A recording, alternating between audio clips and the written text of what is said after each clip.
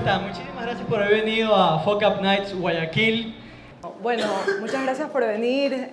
Hoy les quiero compartir una historia de una experiencia muy interesante que tuve, que la vida me presentó. Es una historia más de aprendizajes de liderazgo y de aprender a tomar decisiones en nuestras vidas cuando realmente no estamos 100% seguros hacia dónde queremos encaminarnos. Entonces espero que esta historia también los pueda motivar, inspirarse a hacer lo que ustedes quieren lograr con sus vidas. Esta historia comienza en Haití. Bueno, antesito de Haití. Yo estaba trabajando en una organización en Estados Unidos, en la Organización de Estados Americanos. Tenía un trabajo así súper chévere, ganaba un súper buen sueldo, me encantaba lo que hacía. Y luego sucedió algo muy grande, sucedió un terremoto en Haití en el 2010. Y decidí con un grupo de amigos y amigas irnos para Haití, a hacer un voluntariado de unas semanas.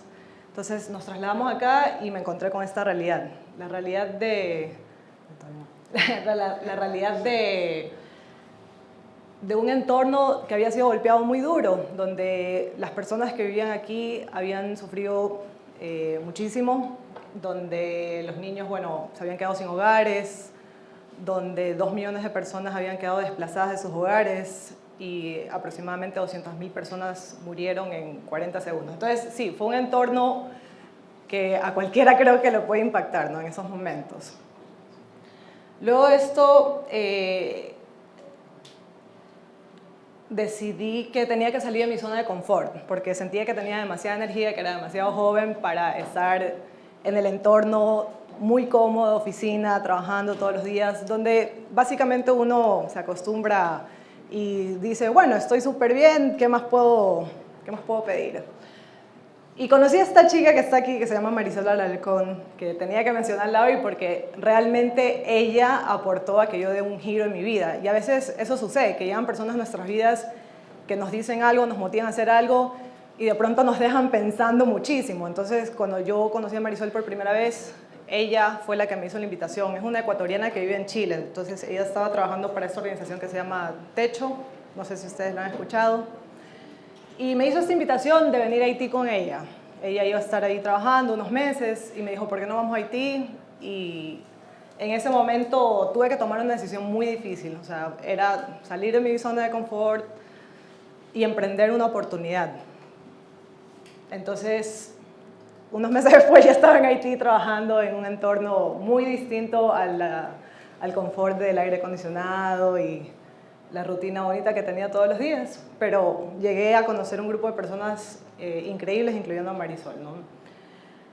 Bueno, lo primero que sucede cuando emprendemos algo diferente, algo distinto, es que realmente no sabemos el terreno que vamos a pisar. O sea, estamos entrando a una zona desconocida, por decirlo así, porque tal vez ya estamos muy acostumbrados a lo que siempre vemos, a lo que siempre hacemos, pero cuando nos ponemos en un contexto muy distinto es como hay un nuevo aprendizaje que tenemos que realizar. Y eso fue lo que me pasó en Haití. Estábamos en una zona de emergencia, estaban sucediendo muchas cosas, había un idioma distinto, una cultura distinta, personas de muchas partes del mundo que se habían aglomerado y todo el mundo quería hacer algo, pero no estaban nada coordinadas las acciones. O sea, había ciertas coordinaciones, pero sí era una situación bastante complicada. Entonces, una de las complicaciones, por ejemplo, que tuvo Techo en Haití en ese momento era transportar los materiales de construcción, porque Techo se dedica a la construcción de viviendas en situaciones de emergencia, de República Dominicana a Haití. Entonces, en este momento tuvieron que recurrir a la ONU para transportar los materiales vía helicóptero a Haití, porque simplemente no se podía pasar por la frontera que había por la situación. Y llegamos a este lugar que se llama Canán, que es el territorio que fue expropiado por el gobierno haitiano para que cerca de 20.000 familias puedan desplazarse aquí. Entonces esto se convirtió en un campamento de desplazados, donde las personas que perdieron sus hogares podían llegar y comenzar su vida de nuevo. Muchas de ellas llegaban en carpas o construían sus hogares con láminas de zinc, con plásticos, con lo que sea que pudieran conseguir en ese momento. O sea, imagínense perder sus hogares, ciertos familiares que también habían fallecido en el terremoto. sus trabajos, o sea, toda su vida cambia de una noche para la otra. Entonces, nosotros llegamos a este lugar que se llama Canaan y esto es algo que también les quiero transmitir muchísimo. O sea, soñar en grande es sumamente importante porque nosotros teníamos un sueño en este momento que era proveerle una vivienda a todas las familias que llevan aquí. Estamos hablando de cerca de 20.000 viviendas. Y para eso se necesitaban dos cosas, bastante logística y muchísimo financiamiento. Entonces eran dos de los aspectos que nosotros decidimos que íbamos a trabajar. Por suerte, y bueno, por los esfuerzos que nosotros decidimos liderar para poder lograr este objetivo, algunos bastante idealistas y soñadores, comenzamos a buscar el financiamiento necesario. Y como en ese momento los recursos estaban bastante disponibles, obtuvimos ciertos fondos que nos permitió hacer un cálculo de una construcción de viviendas masivas. Estamos hablando de más o menos unas 2.000 viviendas anuales, o sea que no era cerca del objetivo anual que queríamos, pero era bastante bueno, ¿no? Entonces hacíamos una proyección de los años que nos tomaría para terminar de construir las viviendas que queríamos. Y dentro de los donantes estaba el BID, que es el Banco Interamericano de Desarrollo, que había hecho una donación de cerca de $2 millones, y también UNASUR, que también había hecho otra donación de $2 millones. Teníamos Deutsche Bank, que había hecho una donación más o menos de $300.000, y otros compromisos que así íbamos adquiriendo. Entonces, el capital para nosotros realizar nuestros objetivos no era un problema. Había bastante capital. El tema es que teníamos el entorno que de alguna manera u otra muchos de los extranjeros que estábamos trabajando ahí en ese momento no conocíamos del todo. Entonces, teníamos que depender del contacto que podíamos lograr con los haitianos, o sea, la relación con las familias, con los voluntarios haitianos que también se iban sumando al proyecto. Pero el compromiso con los donantes o los financistas, que en el caso de muchísimos emprendedores también existe, estaba presente. Entonces, esa era una presión tácita que nosotros siempre teníamos. O sea, cuando nosotros queremos lograr un objetivo que tenga un impacto social, por ejemplo, siempre se prioriza el impacto social, porque obviamente dentro de la lógica de las organizaciones sin fines de lucro, las fundaciones, tenemos esa premisa, pero la realidad cambia un poco. En el caso de nosotros fue así. Nosotros teníamos que cumplir ciertas metas porque nos habíamos comprometido con los donantes. Entonces, una de estas metas era generar una construcción de 400 viviendas en aproximadamente 10 días. ¿Cómo nosotros trabajamos en ese momento? Coordinábamos con personas que estaban dentro de las comunidades para poder construir las viviendas. Y teníamos todo muy bien organizado, según nosotros, toda la logística, la planificación, teníamos un cronograma, o sea, habíamos pensado en todos los detalles, pues, ¿no? Cuando uno va a ejecutar una acción o un evento, o sea, siempre tienes un checklist o, bueno, te organizas de la mejor manera posible porque ya ves todas las variables que podrían suceder. Entonces nosotros pensábamos que ya todo estaba totalmente organizado y estábamos muy seguros de lo que íbamos a hacer. Claro que habían varios factores que teníamos que considerar. Primero el entorno, que era algo complejo, y también que cuando nosotros estamos trabajando con personas, no siempre podemos determinar cómo van a actuar las personas. Entonces uno puede hacerse una idea de cómo tiene que ejecutar algo, un proyecto, una innovación, un emprendimiento, pero también tenemos que recordar que las personas no siempre piensan de la manera que nosotros pensamos o no actúan de la manera que nosotros quisiéramos que actúen.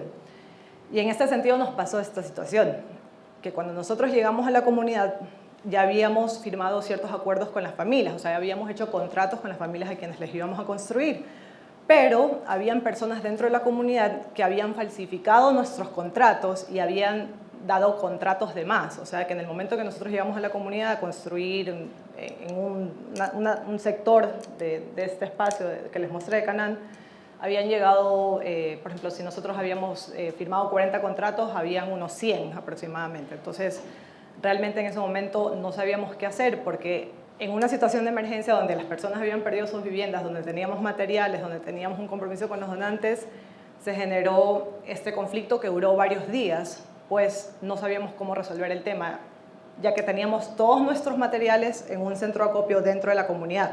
O sea, que las familias vivían alrededor de donde estaban los materiales que les íbamos a construir, porque ese siempre había sido el modus operandi como nosotros trabajábamos, entonces nunca pensamos que eso no iba a resultar en ese momento. Obviamente el compromiso con los donantes estaba ya también realizado, entonces teníamos más o menos $60,000 en materiales dentro de este centro de acopio. No queríamos perder ese material, entonces estábamos pensando, bueno, ¿cómo podemos hacer para que de todas maneras podamos proceder a lograr nuestro objetivo? Una de las cosas que también, o varias de las cosas que comenzaron a suceder, como dentro de un contexto de emergencia, sucede muchas cosas inesperadas, ¿no? Entonces, por ejemplo, este camión, uno de los días en que estábamos solucionando los otros temas, se cayó con las láminas de zinc. Estamos hablando, no sé cuántas láminas de zinc habrá ahí, unas 10.000 más o menos, y no menos. Pero algo que fue sumamente importante, que aprendí muchísimo en este momento, es que todos debemos mantener nuestros roles. O sea, cuando tenemos algún tipo de organización, es muy importante que las cabezas en ese momento se mantengan cabezas y que los ejecutores de sus roles ejecuten bien sus roles, porque algo que nos comenzó a suceder es que como en ese momento estábamos un poco apresurados con todos los temas que estaban sucediendo, todo el mundo comenzó a hacer todo, no teníamos una buena organización, las personas, por ejemplo, la chica que ustedes ven ahí que estaba contando las láminas de zinc, Mariana, una mexicana, ella era la directora social, o sea, una de las cabezas de la organización de Techo en ese momento, y estaba contando láminas de zinc, o sea, eso lo debería haber estado haciendo un voluntario o alguna otra persona. Entonces, eso fue un aprendizaje muy importante, que en el momento de crisis o en el momento que tal vez no sepamos qué hacer, mantengamos nuestros roles y los fortalezcamos, obviamente contando en nuestro equipo, pero en un caso de emergencia sí es importante que esto quede muy claro. También teníamos momentos como este que ven aquí, yo tomé esta foto, me acuerdo claramente de ese momento porque ya teníamos que tomar una decisión acerca de qué hacer con los materiales. O sea, ya sabíamos que no íbamos a poder negociar con las familias en ese momento porque las familias estaban esperando, o sea, habían firmado estos contratos falsificados, habían pagado por estas viviendas, porque tenían que aportar también para las viviendas. Entonces teníamos que tomar una decisión. O sea, ya habíamos intentado varias veces solucionar el problema negociando con cada una de las familias, pero todas las familias querían sus viviendas y nosotros no teníamos la capacidad en ese momento para entregarle a una familia todas las viviendas. O sea, no teníamos los materiales, teníamos los materiales para el número de familias que nosotros habíamos planificado. Entonces, estos momentos son muy importantes. Creo que muchos de nosotros acá hemos pasado por un momento así, que nos sentamos con nuestro equipo a reflexionar básicamente, o sea, nos sentamos a pensar qué vamos a hacer, cómo vamos a solucionar esto. Y esos son momentos donde se unifican muchísimo nuestros equipos de trabajo y también sobresale la creatividad, pero en el entorno de presión en que nos encontrábamos en ese momento teníamos que tomar decisiones relativamente rápidas y decisiones que también sabíamos que podían tener un impacto en otras vidas humanas. Entonces, fueron decisiones muy duras. Entonces, ¿qué se nos ocurrió? Pedir ayuda. O sea, en ese momento sabíamos que teníamos ciertas cosas bajo control, que las podíamos ejecutar de una manera orgánica, que podíamos armar un grupo de voluntarios, que podíamos hablar con las familias, porque lo que nosotros decidimos en ese momento era que debíamos retirar los materiales del centro de acopio que estaba en la comunidad. Entonces, imagínense así un paralelismo, ir a Isla Trinitaria, llevar materiales, decirle a las familias que les van a construir y después llegar con camiones y llevarse todo. Entonces, era una situación donde no sabíamos realmente cómo iban a reaccionar las personas y decidimos que la mejor solución en ese momento iba a ser pedir ayuda. Entonces, recurrimos a la ONU, le dijimos, miren, nosotros vamos a llegar con 2 camiones, unas 5 camionetas, unas 40 voluntarios y vamos a llegar y nos vamos a llevar todos los materiales porque no vamos a poder ejecutar la construcción. Obviamente nos pesaba un poco saber de que a los donantes y a los financistas después les íbamos a tener que explicar por qué las viviendas no se construyeron en ese momento, pero pensamos de que eso era solucionable, más que dejar las viviendas ahí o que realmente se vuelva un entorno demasiado violento por la situación. Y llegamos al lugar con todo el apoyo de la ONU, con toda la logística, y comenzamos a subir las cosas a los camiones, a las camionetas. Pero en ese momento la situación se volvió bastante tensa. Las familias comenzaron a reclamar yo creo que de alguna manera u otra era entendible, aparte que en el contexto en el que estábamos, donde muchas organizaciones internacionales estaban llegando a proveer cierto tipo de ayuda humanitaria, donde se esperaba que esta ayuda humanitaria se ejecute, o sea, donde nosotros éramos vistos de alguna manera u otra como las personas que teníamos que proveer de algo a las familias, no se entendía muy bien por qué de pronto llegábamos, más aún si ellas habían pagado dentro de estos. Aún había sido contratos falsificados, de todas maneras, en la mente de muchas de las familias, o sea, tenían derecho a su vivienda, lo cual es cierto, sí, tenían derecho a su vivienda, pero nosotros no podíamos solucionar el tema en ese momento. Bueno, la situación se volvió tan tensa que comenzó a haber una pelea entre los voluntarios, entre las familias, o sea, la situación realmente se escaló a un nivel que no hubiéramos querido que escale y pudimos salir sin que nadie sea lastimado porque las personas se comenzaron a tirar piedras, habían hecho una barricada de fuego alrededor de nosotros, tuvimos que subir a todos los voluntarios a los tanques. Sí, ahorita me río, pero en ese momento tuve bastante miedo. Entonces tuvimos que subir a los voluntarios a estos tanques así de guerra para salir ilesos porque no sabíamos, o sea, realmente qué iba a pasar, y tuvimos que dejar todos los materiales en el centro de acopio, o sea, no los pudimos sacar porque no había manera de hacerlo. O sea, si nosotros continuábamos empujando a los voluntarios que sacáramos los materiales, o sea, eso hubiera podido resultar en alguna tragedia. Entonces, en ese momento simplemente fue, deja $70,000 en materiales y vámonos. Y eso fue lo que hicimos. Esta foto son algunos de los integrantes del equipo de Haití. Aquí hay como más de 8 nacionalidades, diferentes países de Latinoamérica que estuvimos trabajando dentro del equipo. Y yo creo que lo que vino después de este aprendizaje fue sumamente fuerte para todos nosotros, porque habíamos pasado una situación prácticamente de vida o muerte, una situación donde teníamos que después responder a los financistas, qué había pasado con los materiales, por qué habíamos cometido ese error.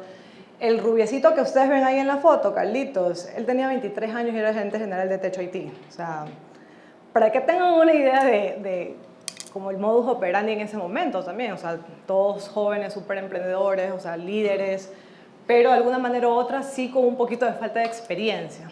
Entonces fue un momento donde todos pudimos realmente aprender muchísimo y compenetrarnos muchísimo más. Y algo interesante que después me enteré es que en Haití muchas veces ahora la manera de hacer las cosas es realmente involucrando a las familias. Entonces, por ejemplo, si alguno de ustedes en algún momento tienen un emprendimiento donde involucre artesanos o comunidades o involucre a otras personas, o sea, creo que el aprendizaje mayor de todo esto es involucrar a las personas con las que estamos relacionándonos directamente, o sea, ser capaces de crear vínculos con las personas para así nosotros también poder entender mucho más cómo actuar en estas situaciones, porque si nosotros hubiéramos tenido tal vez un mejor vínculo con las familias, de pronto nos hubiéramos evitado que los contratos hayan sido falsificados. Entonces, eso es uno de los aprendizajes más valiosos que creo que todos aprendimos en este momento. Y obviamente puse esta foto porque también tenemos que contar con nuestro equipo,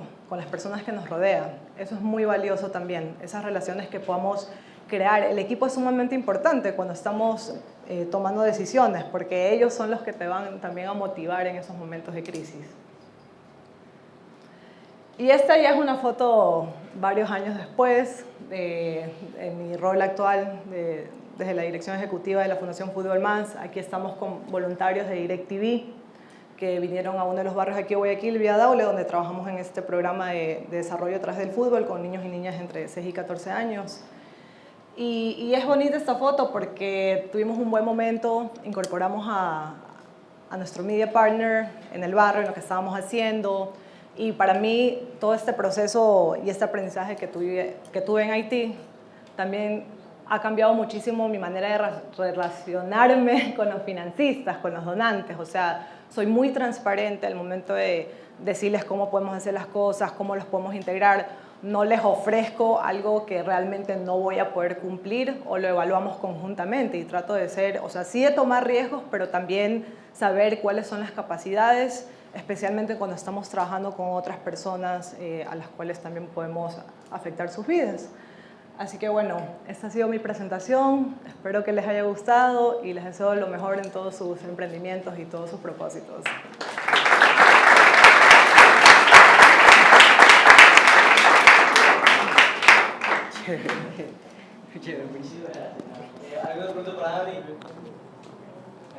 Una pregunta. Después de todo esto aquí, ¿cómo hiciste para que te afecte más o menos a involucrarte? O sea, no puedo sentir lo que tú sentiste en ese momento, pero me imagino que en una etapa sentiste como que fueron malagradecidos en cierta etapa las personas que querían ayudar. Entonces, ¿cómo tratas de dejar de sentirte humana cuando tu trabajo es humanitario y empezar a sentir como que más como empresaria, pero tu trabajo es humanitario, entonces no puedes saltarte esa parte? ¿Cómo hiciste para que no te afecte eso y seguir adelante con la parte humanitaria? Una buena pregunta. El tema humanitario es bastante complejo porque nosotros siempre lo vemos desde nuestra perspectiva. Entonces, claro, somos actores externos que estamos ingresando dentro de un entorno para crear un cambio. Pero también, eso fue otro aprendizaje que no lo mencioné, verlo desde la perspectiva de las personas con las cuales estamos trabajando. Entonces, entre más nosotros podamos tener esa empatía y ponernos en los zapatos de las personas con las que estamos trabajando, más sensibilidad vamos a tener cuando tomemos ciertas decisiones. ¿Alguna otra pregunta? ¿Cuál consideras que fue el eje o sea, si bien es cierto, el desastre que hubo en Haití fue algo caótico y tremendamente impactante para todas las personas que estuvieron involucradas, pero ¿qué tú crees? O sea, si Daniela tuviera la oportunidad de hacer algo para prever la situación que se dio, finalmente no sé si se cumplió, por ejemplo, con lo pactado, si se construyó todo, pero prever esa situación caótica al momento de la falsificación de los contratos, de no tener de primera mano lo que las personas estaban demandando y no poderlo hacer por verte imposibilitadas por ciertas cosas. ¿Qué tú crees que fue el eje que tú dirías? Actualmente yo sé que si esto lo hubiera hecho, todo hubiera funcionado de otra manera. Excelente pregunta. O sea, en ese momento estábamos trabajando de alguna manera u otra con ciertos intermediarios. O sea, estamos trabajando con los dirigentes de los barrios. No, sí con las familias, pero también nos enfocamos mucho en los dirigentes. Entonces, hay un vínculo de confianza que se rompe porque ellos tomaron ciertas decisiones que fue en contra de lo que habíamos acordado. Es como cuando alguien te estafa, o sea, o tu socio te hace algo que realmente no habían pactado. Entonces, cuando se rompe un vínculo de confianza de esa manera, no sé si es algo que realmente uno pueda prever cuando ya existe una relación de confianza.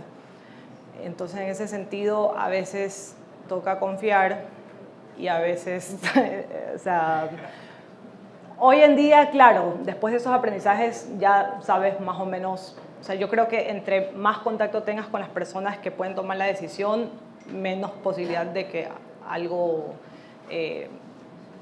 raro o algo negativo suceda en ese sentido.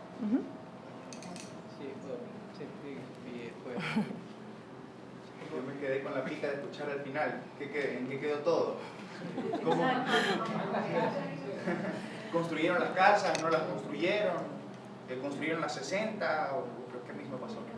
Claro, después construimos las casas en otros sectores, tuvimos que asumir esa pérdida de alguna manera, o sea, nosotros tuvimos que buscar el financiamiento para cubrir esa pérdida de financiamiento, o sea, de pérdida de material, y después pasábamos por esa zona y veíamos casas así como de 3 cuartos, así, o sea, no sé qué pasó en ese momento, nunca lo supe realmente, pero sé que las casas se repartieron al azar y los dirigentes tomaron el control en ese momento y no sé qué habrán hecho con los materiales, o sea, pero fue duro porque ese era uno de los lugares donde nosotros más conexión emocional teníamos en ese momento, entonces ya no podíamos entrar con facilidad a este lugar tampoco. Después de un tiempo ya volvimos a generar un vínculo con las personas. Gracias. Enrique. Sí. Conversaste un poco acerca de la importancia de generar vinculación, confianza, empatía para la ejecución de proyectos exitosos.